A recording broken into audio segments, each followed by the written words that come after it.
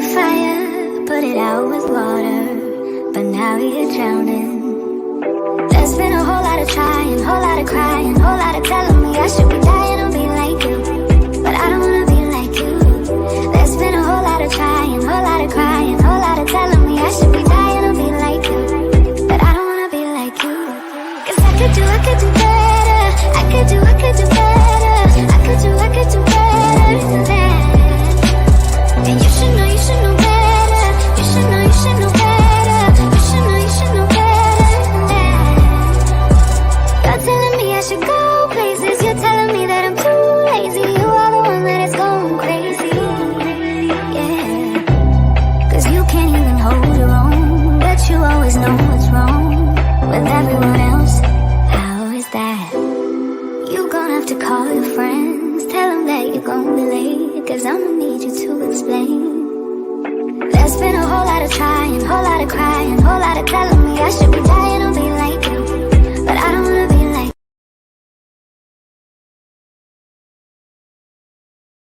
I was vibing to the music. I love that new song. Welcome to Almost That Did Sis Through the Fire. I'm your host, Erica Alston Buck, and we are here each and every Sunday night at 8:30 p.m. Welcome. If this is your first time, welcome. If you've been here for a whole year, welcome back. We were Dating Sis, and now we are through the fire because you, my lovelies, have gone through such a huge transition with me, and the whole world knows that I am no longer dating them all, sis. So we had to regroup a bit. I promise you, every time someone finds out that I am 52 years old and says 50 where, and I get these motherfucking hot flashes. 50 there. Hello, Anika. Hey, Just Black. Hello. Ooh, lots of people are jumping on. Welcome to Through the Fire, where we have a conversation about overcoming the challenges of life, love, and loss. Because if you have been following me for any time, you know that I got a t-shirt in all those areas. So we are here each and every Sunday night at 8:30. I'm sorry. And welcome. Invite your friends. Tonight's topic is Endgame. I think that I know that I posted why tonight's topic was Endgame. I have sleep issues, and most of the time when I am up in the wee hours of the morning, when most of you are sleeping, I scroll through Facebook, and I do a little more than scroll.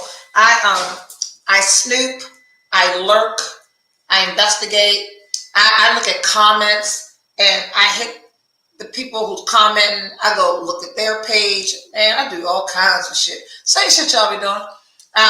But what I've noticed, hey Tony, I have noticed that there's been a lot of chatter around women seeking men to take care of them, and men going, I ain't taking care of nobody.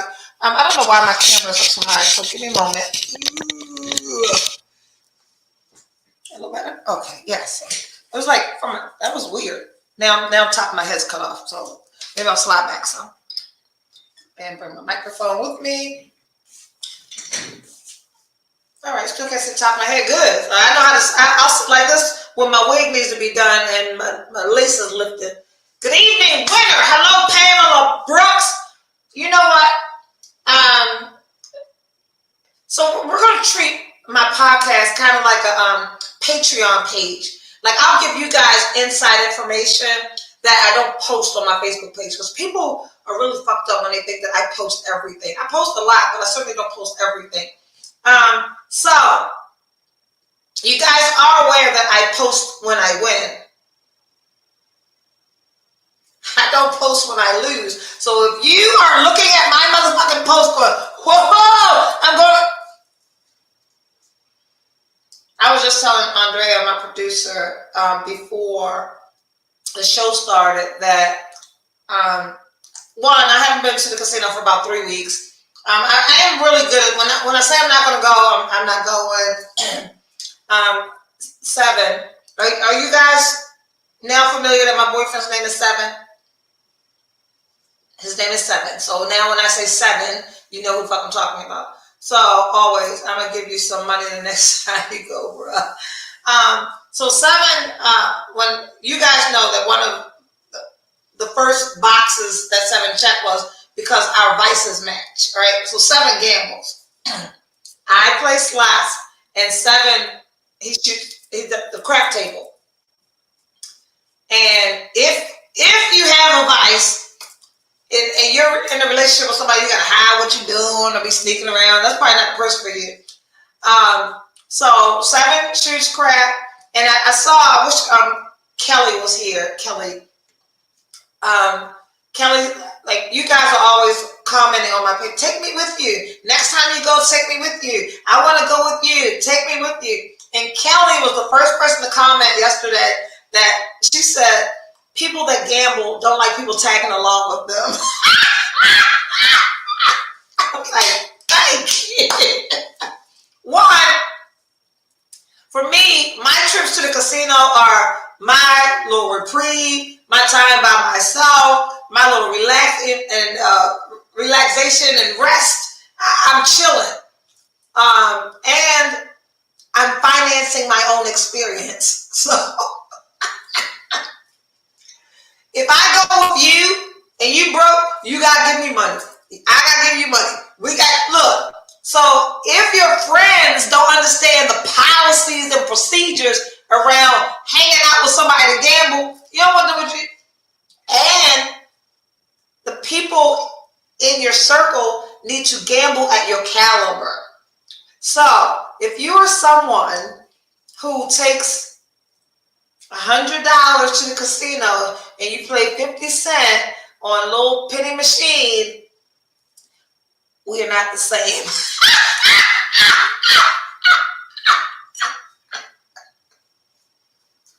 And eventually, I didn't even start off the way. Like I don't even know how to gamble like that.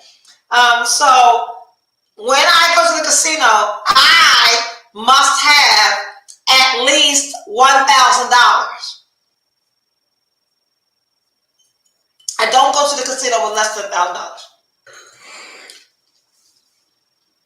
And I bet the max on whatever game it is that I am playing. So most of the time I play that little fire ring game, the max was $5. But then I started playing this other game, and the max is $8.80. So every time I push the button, every spin is $8.80. So if I put $100 bill in there, I've got 10, 11 fucking spins, right? That's it. So I win. However, 3 weeks ago, when I went to the casino, I lost $4,000. And I ain't posted, hey, I lost $4,000. So, I am not encouraging people who don't gamble to try gambling. And what I was saying about Seven is like, he doesn't understand like how I have so much reserve.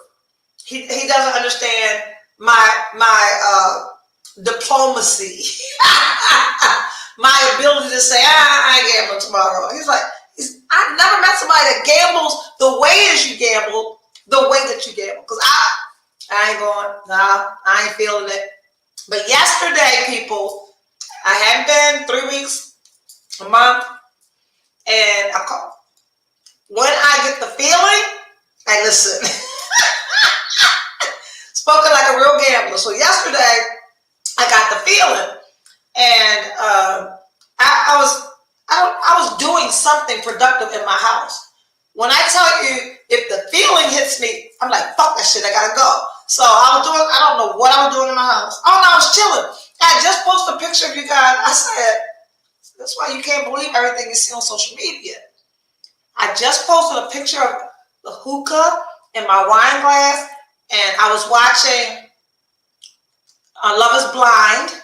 So my TV was in the background, hookah, wine glass, and I said, who needs to go outside? That was my post. Posted that shit, jumped straight the fuck up, put my shoes on. Who need to go outside? Me. I'm telling you, I'm sitting there and I was like, got this feeling. So I jumped up, put on some flip-flops, some crazy shit. I live 7 minutes away from Hollywood Casino in Perryville. I'm 1 exit away from that casino. That's good and bad. So, who's this? I'm going to try to who meets outside. Exactly. What did you say? Got us cleaning our deck space if you roll. Don't believe everything you see. Pamela Brooks. I play $50 a hand in blackjack, but only play $1 in slots. So he plays like $25 table or something. I don't know nothing about y'all table people. My bestest friend and whole wide world friend, we went to the casino together and I would play slots. If she get low on the slots, she would go on the blackjack table, win money, and come back, and both of us get to play slots. I know nothing about it. So anyway, I had this feeling, and I jumped in my car, and I called him, I called Simon, and I said, but more importantly, what's the motherfucking feeling? So I'm telling you the feeling. Tony, I always feel when I'm going to win. And I also feel when I'm not going to win. But I'm like, nah, that ain't true. And I also get a feeling about what game to play. It's fucking weird. Not just what game, like in terms of what name game, but which machine. It's some weird ass shit. Yesterday, I called Simon. I was like, hey, I'm going to go fuck with the pigs for a little while. That's what I said. I'm going to go fuck with them pigs for a little while. It's that I'm going to win some coin feeling. That's the fucking feeling, Tina. So he was like, I said, I'm about to go fuck with them pigs for a little while. So it's this game called Raking Bacon. I can't make this shit up. Raking Bacon is the game that I was playing last night.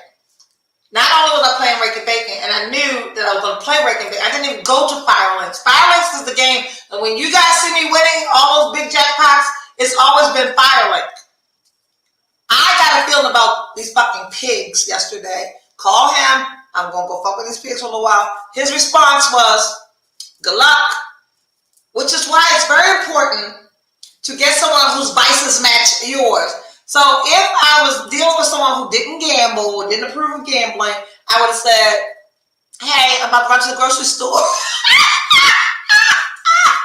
I'm going to Target. Be right back. But instead, I'm going to fuck with these pigs for a little while. And I was looking at the pictures that I took yesterday. I left here like 6:45. I got to the casino around 10 minutes to 7. Gallery. Details of this picture. So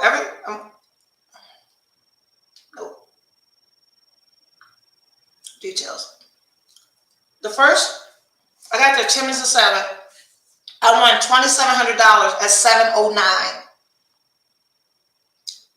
What you also must understand is I hate winning fast. Again, I told you I go to the casino for rest and relaxation. I go to chill. So if I get there and in 5 minutes I win $3,000, it's time to go. So sometimes I'm like, you know what? All I put in, it's like 3 spins or whatever. So I didn't spend any money. The next hit was $59.90, $6,000 at 7:34. The next hit was $2,061.50 at 8:15. The next hit was $1,200.50 at 10:27. 2 hours. The last hit, was that the last? That was the last. The last hit was $4,157 at 11:53. 7, 8, 9, 10, 11, 12. 5 hours I was there. And I I'm not typically, I'm not someone who goes into the casino and when it's time to leave, the fucking birds are saying, so I don't do that. I usually give myself some kind of time frame. I'm like, oh, I got a meeting at 6 o'clock. I'm going to the casino at 4:45. I got to leave there by 5:45, something like that. But this motherfucker's close to my house. A little tougher to do that. So, good girlfriend called me, said, hey. I said, come on here. She came. That allowed me to kill some time. And then he got off of work at 11 o'clock. And he was out there. No, he got off work at 10:30. He was there about 11:30. So once he got there, we stayed for a couple hours. So that's the whole casino story. So I won like $16,000. Yep. That's what I did. What's Doris saying?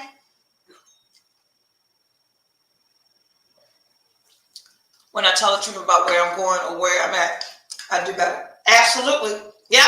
Oh my goodness. And Doris, if gamblers are listening, if you are, the term that 7 uses is fiending to go.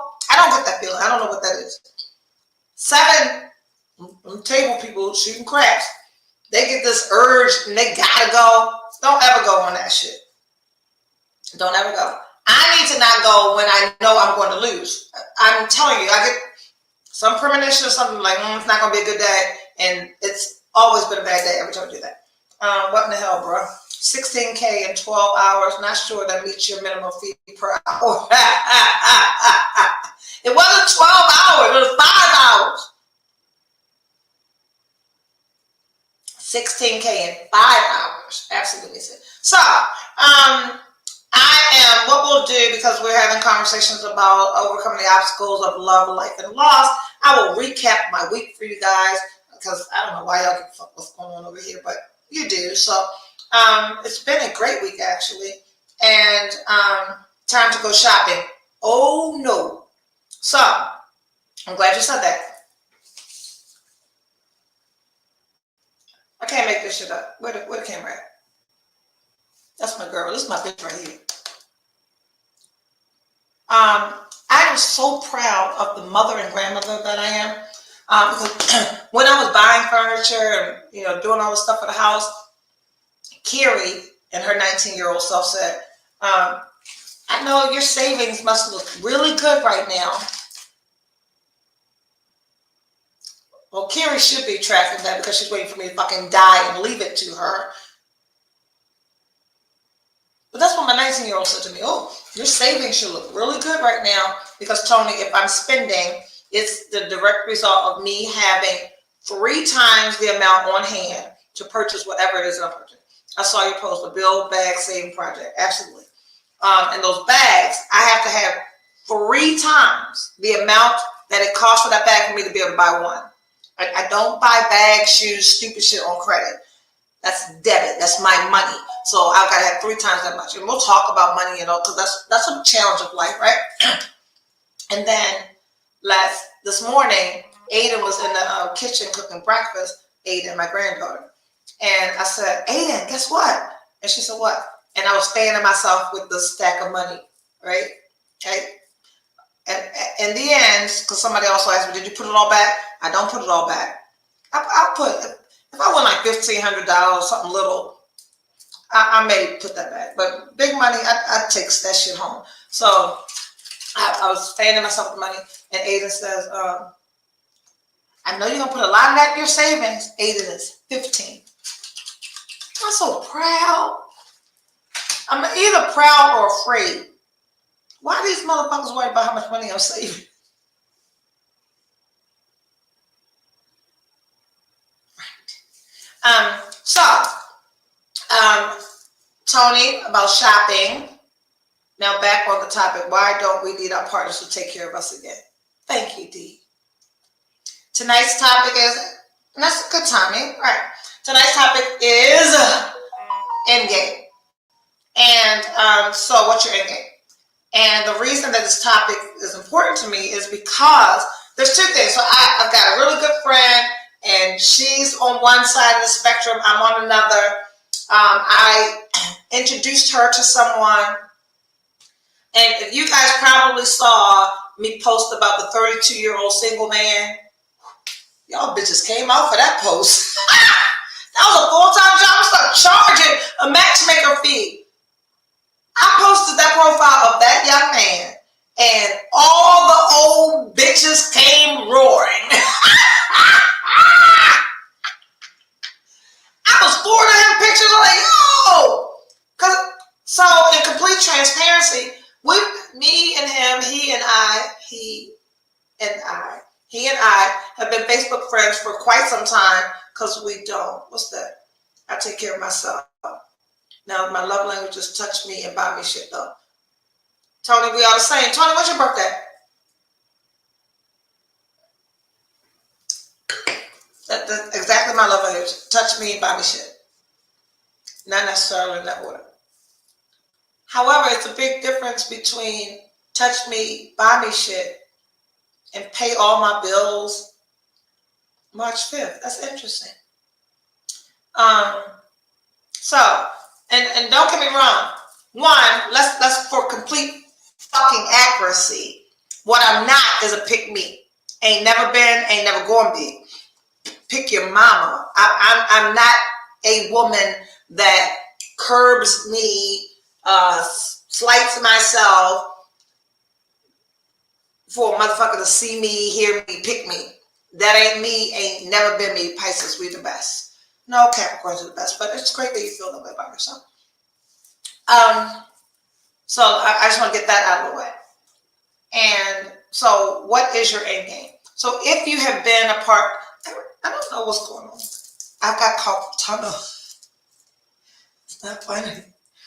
But I think the slot machine carpal tunnel. How do you explain that to your doctor? Or do you have any repetitious wrist movements?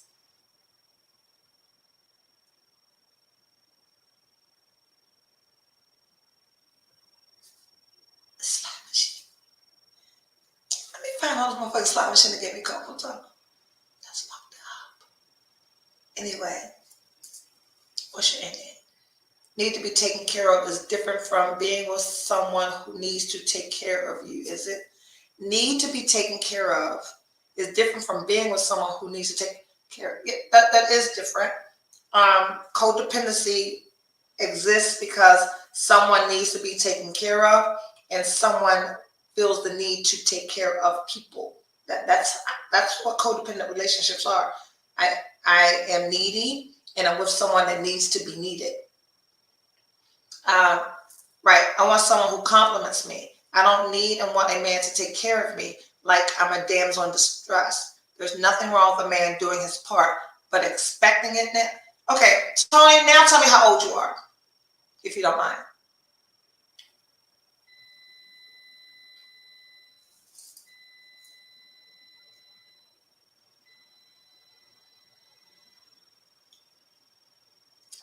I'll be the first to say that there was apps 49. Thank you. I don't,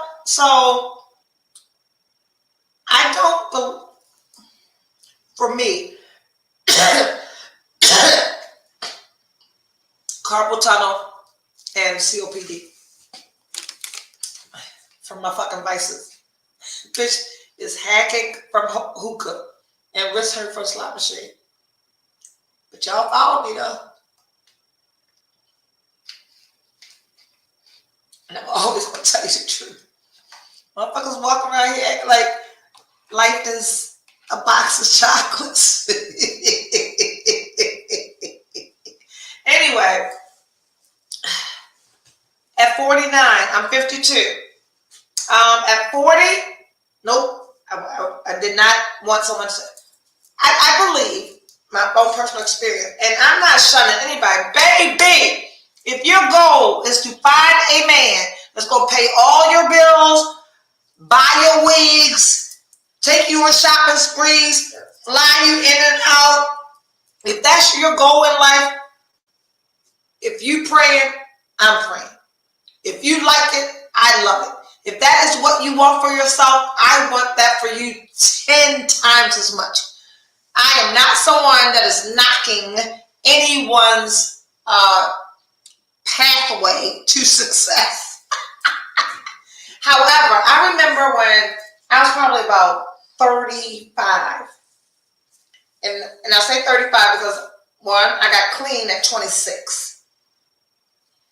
By 26, I had been with the ball player, the New York boy, anybody had money. I had done that by 26. And I got clean at 26.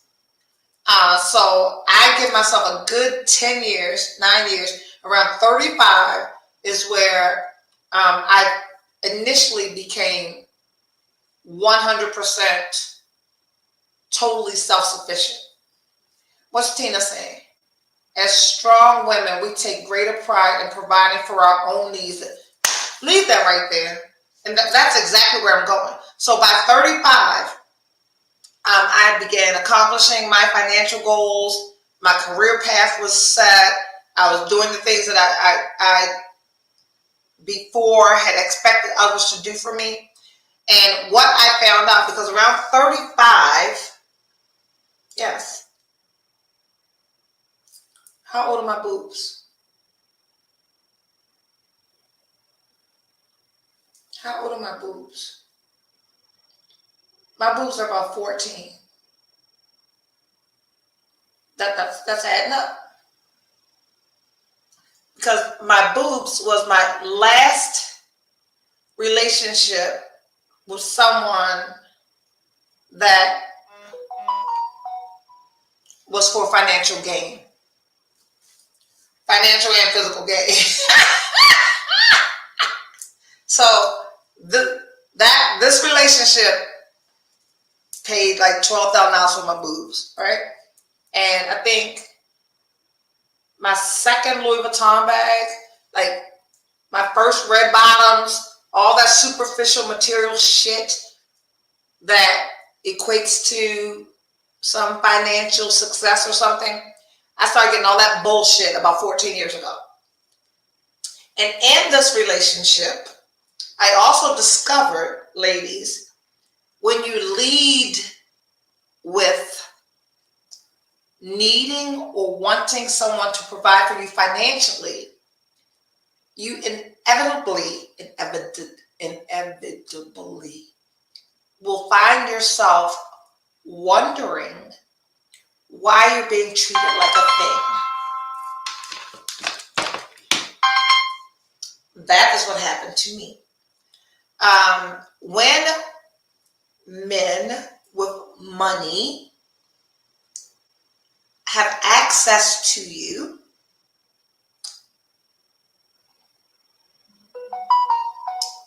it isn't a big feat for a man that has a lot to do a lot for you. I will preach this until my last days. A millionaire can give you a few stacks. A millionaire can fly you, buy you, dine you, and not ever feel it. A thousandaire, he ain't gonna have a million. He have a couple of 100,000. So at 35, I remember having a conversation with a woman who had come from the same financial, materialistic, superficial, gold-digging background that I had come from. One, something tells me that I'm not capable of providing for myself the lifestyle that I dream of having.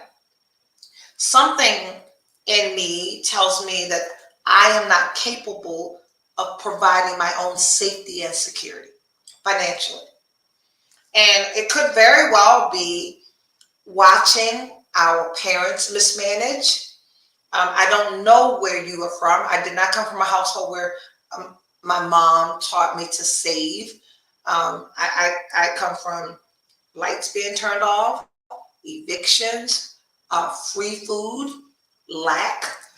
And as a result of that, we tend to, when we get more, want more, And because because I never saw a Black woman around me provide for herself the life that I perceived as successful, it's not possible. I'm talking about myself. We do what we see. We would love for people to believe that we do what we're told. We do what we see, right? I am from a place where you use what you got to get what you want. The women in your family would teach you this. Use what you got to get what you want. I'm from a place where it's a poor rat that got one hole. I'm from a place what A won't do, B will. So being taught to have people doing for you what clearly you can't do for yourself. So around 35, I wondered why I was feeling disposable and dispensable. Because I was telling the young man that all you cougars went chasing after, I told him that when we show up as grown women, responsible, productive, secure, healing, mature, emotionally available, we meet grown-ass men. Responsible, productive, mature, emotionally available. When we show up leading with superficial material things that pass, we show up as something that will pass. Like, what am I showing up with that to this person who has worked hard for whatever it is he has owes me? So my first lesson, my biggest life lesson, there's two that he gave me. The dude that paid for these boobs gave me two lessons. I was working for myself, as I am now. I own Pyramid Public Relations, if anyone's been around that long. My office was on the corner of Hartford and Hamilton. So brick and mortar, ran my own agency, did public relations for the who's who that are here and across this country. And the recession, the first recession had hit. And I didn't know what the fuck was going on. Because I was shopping, I was spending, I was traveling, I was doing whatever. And you guys have stopped spending and traveling and shit, and people was losing stuff, much like COVID. Like that first recession, like people were losing jobs and homes and cars and shit was halted, but it hadn't impacted me. And so I kept rolling. And then it slowly began to trickle down to my life.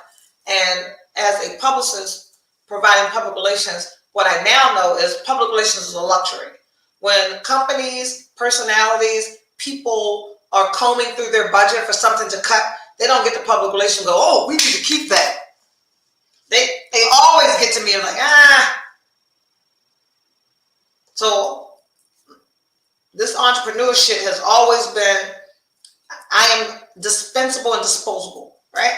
It is my job as an entrepreneur to prove to these people that I'm a valuable part of their team and that without me, they won't make the money that they make it. I know how to do that now, but back then, not so much. So anyway, times are getting a little tight, and I went to him and I asked him to, now I'm not, y'all think y'all messing with dudes with money. Multi-millionaire. Right? We lived at the Ritz-Carlton, blah, blah, blah, blah, blah, blah, blah. Multi-millionaire. Like, you want what? You know how I got my boobs? We were watching TV on a Sunday night, and a commercial came on. And I said, oh my gosh, she's got amazing boobs. Someone in a commercial had great boobs. I said, oh my gosh, she's got amazing boobs. This motherfucker looked at me while I was watching TV and said, you want boobs? I had never thought about breast implant in my life. And I was like, sure. It was Sunday. Monday, I called Towson, Dr. Michael Cohen. I'll never forget. Monday, I called Dr. Michael Cohen.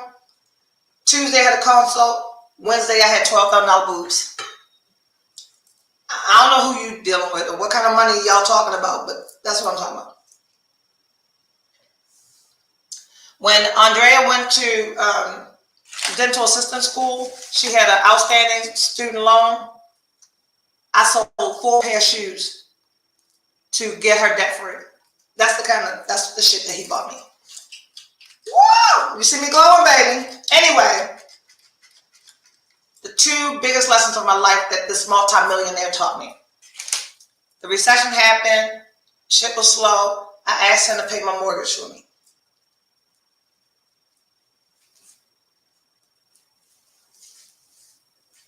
He said no.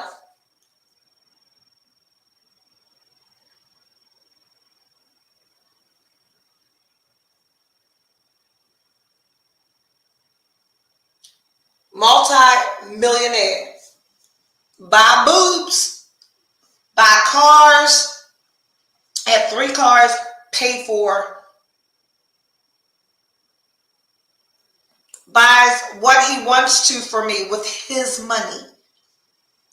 I'm about to tell y'all, if your end game is somebody else's money, you're always going to be somebody else's problem. So, y'all see me shining?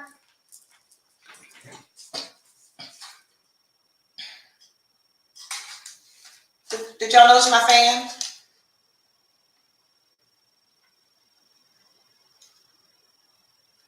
Last Sunday, I was at church, and this fan was, and I had a hot flash in church, and this fan was in my purse. I don't remember what play I went to go see at Center Stage, but the last time I went there, I must have been carrying that purse, because this fan was in my purse at church.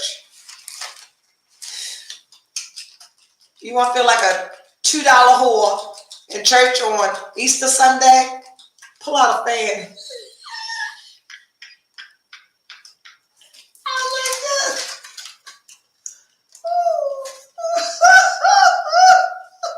Why do I have a fan that says drama? That ain't right.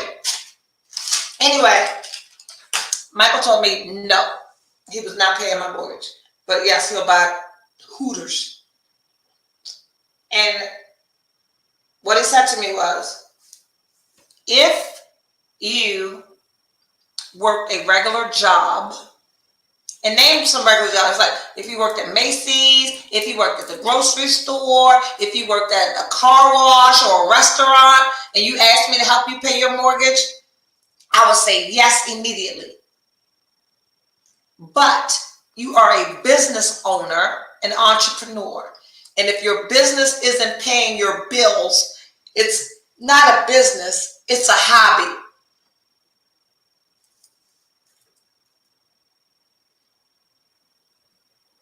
And if you are wasting your time on a hobby, you need to get a job. I got 36 double D's. Brand new, perky.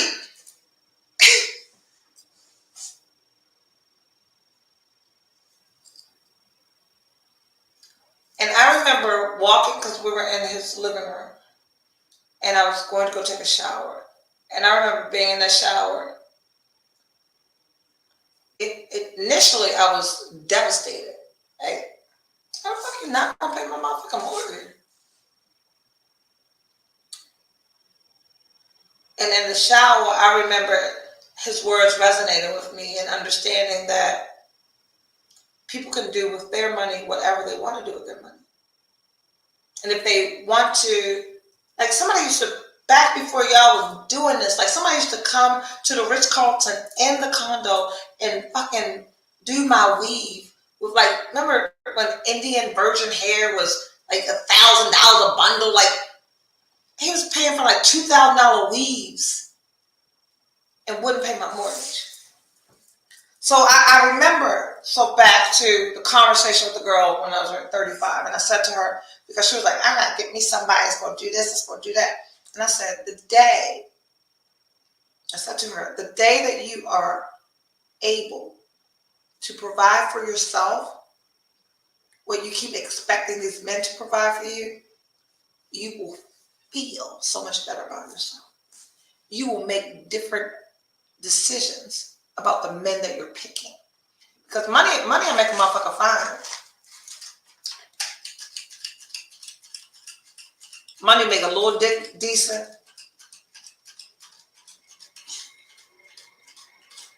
Money make bad breath tolerable.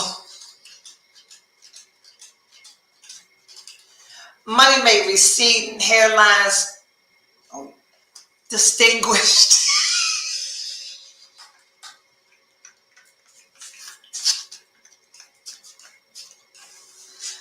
Money make you eat shit at restaurants you don't like.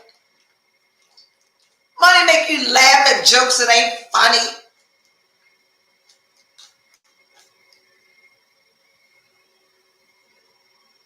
Why do you want to keep doing that? What's your end game? So through Datum All Sis, we did this for a whole year, guys. For a whole year, we have been developing what it is that we want. And if after a year, if you've really done the work, because it wasn't just a year of Datum All Sis, like we started this with like 28 days of self-care, right?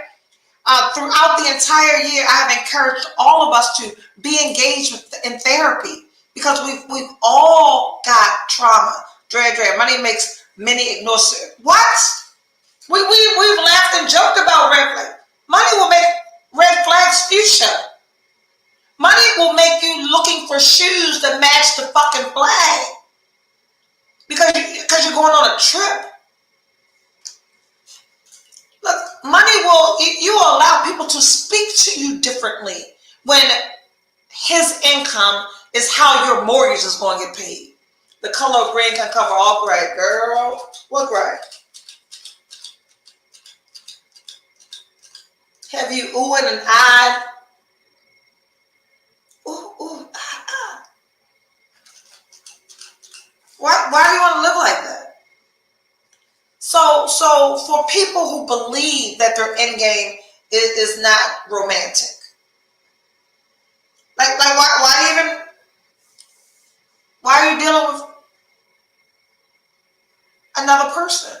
If it's not romance, if it's not companionship, if it's not the ability to relate with another person mentally, physically, spiritually, you want some money. In the words of, let's call him Millionaire Michael, get a job. You have a job. Spend less. Save more. What does your retirement look like?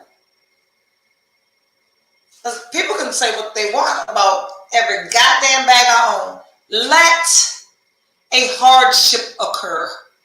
Didn't I just say I paid my daughter's student loans off with full pair of shoes? What people don't understand about bags is they don't depreciate.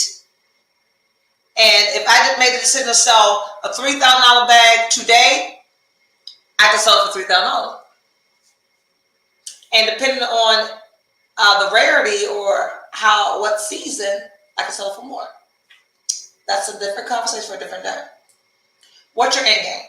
So, through the fire, we have learned what we like, what we don't like. I hope.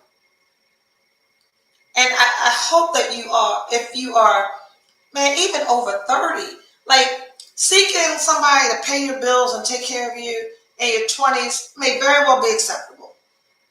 In your 30s, I'm hoping that you've made some life decisions and some life moves that you now see that you're able and capable. By by 35, you should be embracing your self-worth, your self-value, and looking around and realizing that you are the prize. And prizes are won, not purchased. Now, say that again for people today. Like, prizes are won, not purchased. So I was talking to Seven. We were talking about this topic, and I said to him, like, you watched the dates that I went to. You saw people fly me out and do that. I didn't lead with, oh, fly me somewhere. Oh, I need, if you with me, you have. I don't lead with that. I lead with this. Like, my biggest asset, outside of how loving and caring and compassionate that I am for people, is how smart I am. Like, lead with substance. Because y'all know Mr. Miami, our third date was in South Beach.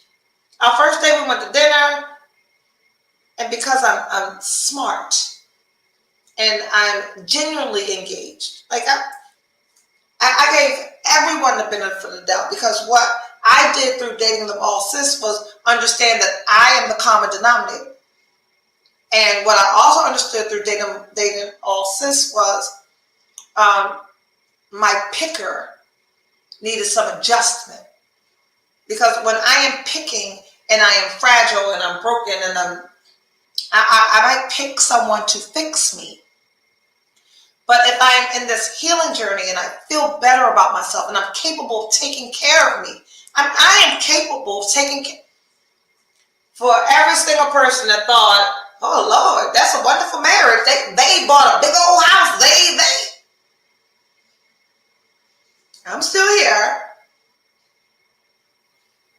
I work very hard. I've made a decent life for myself. I've put my priorities in a different place, and I'm not looking for someone to take care of me. Like we were talking about last Sunday, like I didn't know that I needed someone to take care of me. Like when little abandoned, neglected, abused, ignored, forgotten little Erica shows up, like she needs someone to take care of her. And there's really nothing that you can buy little Erica that's going to fix the broken pieces. That can't be purchased. So that's my own personal journey. That's my own personal commitment to grown-up Erica, that I'll help you heal little Erica so we make better decisions when it comes to the people that we pick for companionship. What's your end game? Because if you lead with finances, yes, we need to vet our potential person from a place of healing and wholeness as much as possible. Absolutely. So what I said to my daughter, she said, make sure you repeat that tonight. I said, I don't need someone to take care of me. I need someone to fill in the blanks. Right? My end game is spending my time, because I am busy. You are busy. We got a lot of shit to do. And if we make a conscious decision to spend our time with someone, like something substantial needs to be added to my life as a result of me giving up my time. I'm the prize. I'm the prize. My current billable rate is $325 an hour. My billable rate. My clients pay $325 an hour for my time. So then, sir, if I have committed to spending my time with you, you need to be bringing more than finances. I got that. You need to be bringing more than some dick. Because thanks to my producer, I got a new dick in my nightstand drawer.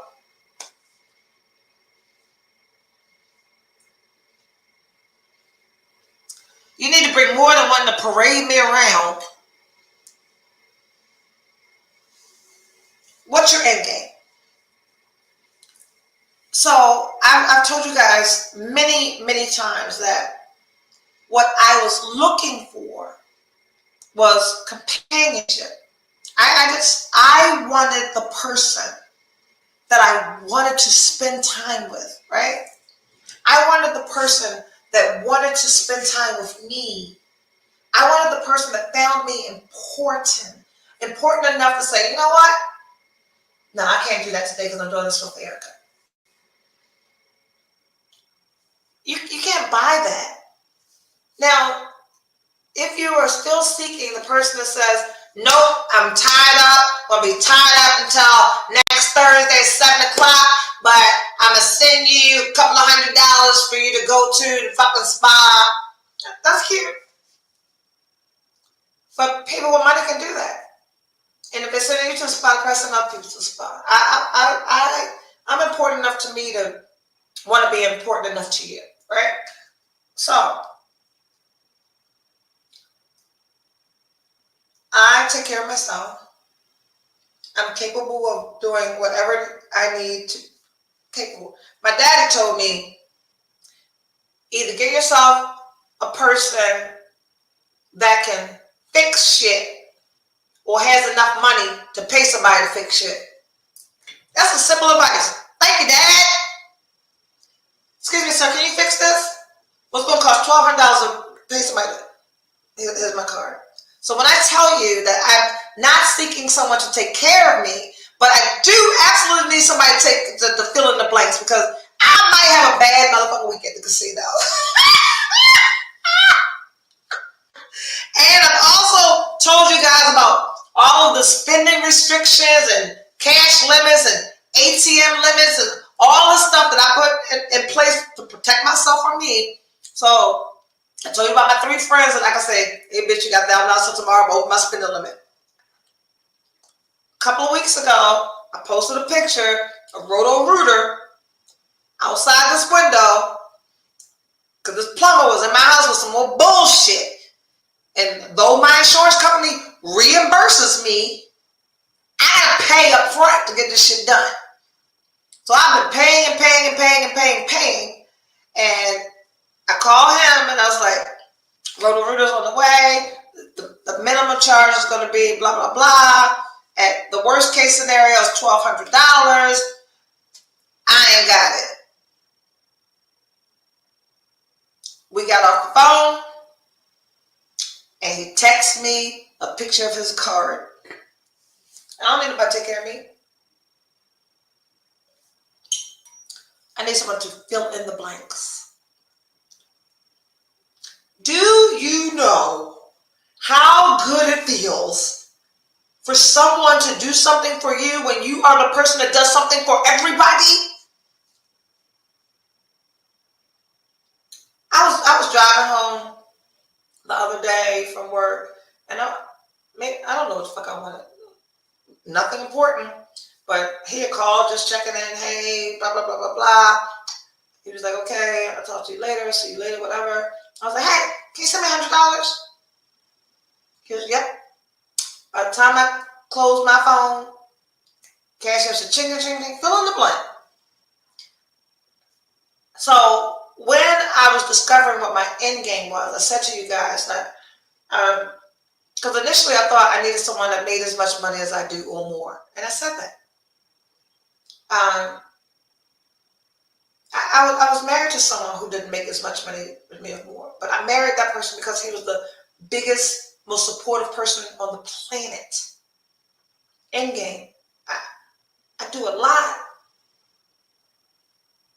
And to feel supported is more important to me than you providing for me the shit that I'm supposed to be capable of providing for myself at 52 years old. So if we continue to lead with superficial things that fade, I promise you, we become superficial things that fade.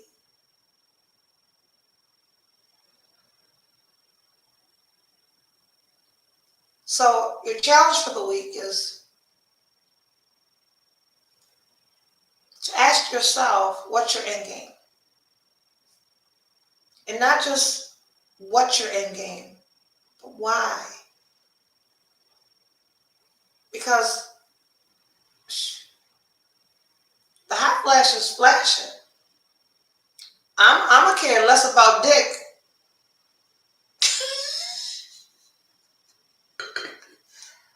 Very soon. And what is that person expecting from you? I've got physical ailments. I am sick more than you guys know. Between migraines and fibromyalgia and nerve pain and muscle pain. I was telling Andrea before the show, like my back hurts so bad. A person that ain't worried about jumping up and down on you and asking, Simon called me tonight and he said, is there anything you need me to do for you? Is it anything that you need?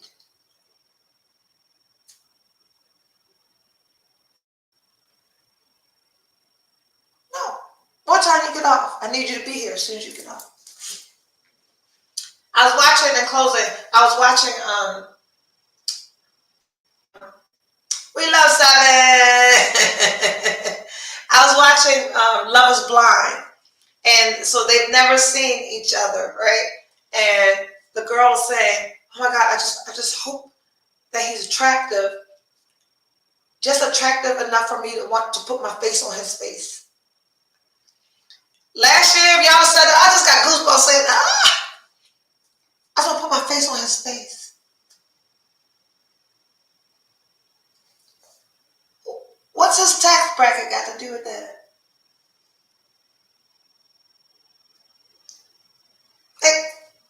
If your end game is just having someone who's, you just want to put your face on their face. Hey. However, if you decided at 35, 40, 45, 50, 55, 60, that you want someone to take care of you financially, knock yourself up. I got a little secret. The men's, they talking about y'all.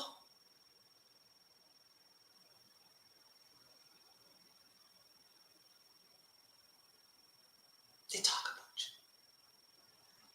Shh. Don't tell them that I told you.